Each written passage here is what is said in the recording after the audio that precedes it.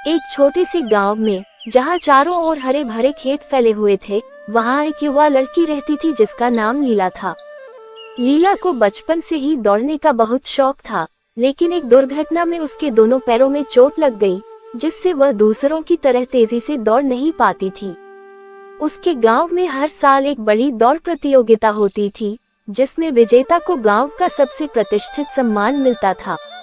लीला का सपना था कि वह इस दौड़ में हिस्सा ले और जीते, लेकिन उसके माता पिता और गांव के लोग उसे रोकते थे।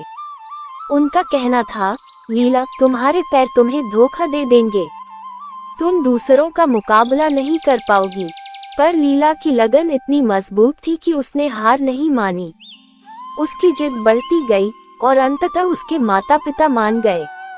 वे उसे गांव से कुछ दूर रहने वाले एक पुराने अनुभवी एथलेटिक्स गुरु के पास ले गए, जो अपनी असाधारण प्रशिक्षण विधियों के लिए जाने जाते थे। गुरु ने जब लीला को देखा तो वे थोड़ा हैरान हुए। तुम्हारे पैरों में इतनी चोट है बेटी, तुम दौड़ने की कल्पना कैसे कर सकती हो? उन्होंने पूछा। लीला ने आत्मविश्वास से कहा, यह आपका काम है गुरुजी, मुझे सिखाना। मैं बस इतना जानती हूँ कि मुझे दौड़ना है और एक दिन जीतना है। गुरु लीला के दृढ़ संकल्प से बहुत प्रभावित हुए। उन्होंने कहा, ठीक है, मैं तुम्हें सिखाऊंगा, लेकिन मेरी एक शर्त है। तुम्हें मेरे हर निर्देश का पालन करना होगा और मुझ पर पूरा विश्वास रखना होगा। लीला ने सहमति में अपना सिर झुका दिया। गुरु ने लीला को प्रशिक्षण देना शुरू किया। वह उसे केवल एक ही तरह के अभ्यास पर ध्यान केंद्रित करने को कहते थे, सांस लेने की तकनीक और शरीर के ऊपरी हिस्से की मजबूती पर।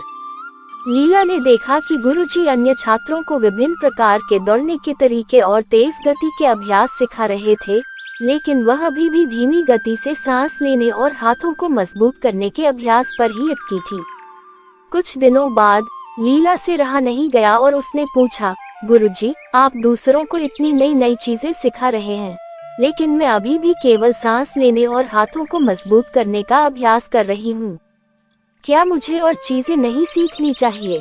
गुरुजी मुस्कुराए और बोले, तुम्हें बस इसी एक चीज पर महारत हासिल करने की आवश्यकता है। और वे आगे बढ़ गए।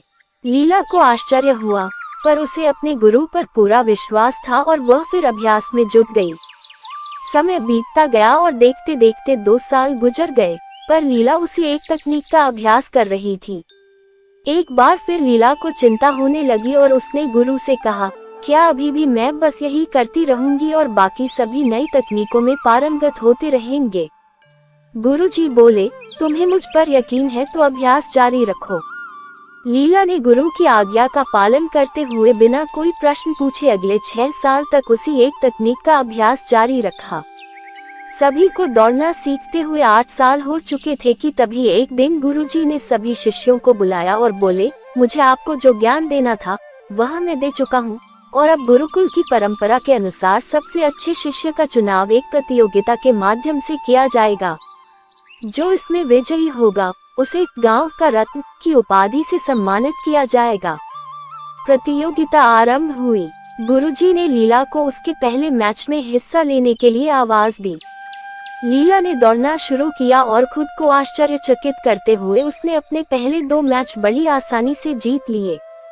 उसकी सांस की तकनीक इतनी सटीक थी कि वह कम से कम ऊर्जा में अधिक दूरी तय कर रही थी, और उसके हाथ इतने मजबूत हो गए थे कि वे उसे आगे धकेलने में पूरी मदद कर रहे थे। तीसरा मैच थोड़ा कठिन था, लेकिन कुछ संघर्ष के बाद विरोधी ने कुछ क्षणों के लिए अपना ध्यान उस पर से हटा दिया। लीला को तो मानो इसी मौके का इंतजार था। उसने अपनी अनूठी तकनीक का उपयोग किया और मैच अपने नाम कर लिया। अभी भी अपनी सफलता से आश्चर्य में पड़ी लीला ने फाइनल में अपनी जगह बना ली। इस बार विरोधी कहीं अधिक ताकतवर, अनुभवी और फुर्तीला था। देखकर ऐसा लगता था कि लीला उसके सामने 1 मिनट भी टिक नहीं पाएगी। मैच शुरू हुआ। विरोधी लीला पर भारी पड़ रहा था। रेफरी ने मैच रोककर विरोधी को विजेता घोषित करने का प्रस्ताव रखा, लेकिन तभी गुरुजी ने उसे रोकते हुए कहा, नहीं, मैच पूरा चलेगा। मैच फिर से शुरू हुआ। विरोधी आत्मविश्वास से भरा हुआ था और अब लीला को कम आंक रहा था, और इसी दम्भ में उसने एक भारी गलती कर दी। उसने अपनी ऊर्जा को बर्बाद करना शुरू कर दिया। लीला ने इसका फायदा उठाया और 8 साल तक जिस तकनीक की प्रैक्टिस की थी, उसे पूरी ताकत और सटीकता के साथ उपयोग किया। उसने अपनी सांस पर नियंत्रण बनाए रखा और अपने हाथों की मदद से खुद को आगे धकेलती रही। विरोधी को थकान महसूस होने लगी और लीला अपनी धीमी लेकिन स्थिर गति से आगे बढ़ती रही। अंतिम क्षणों में, जब विरोधी लगभग टूट चुका था, लीला ने अपनी पूरी बची हुई ऊर्जा का उपयोग किया और फिनिश लाइन को छू लिया। वह प्रतियोगिता जीत गई।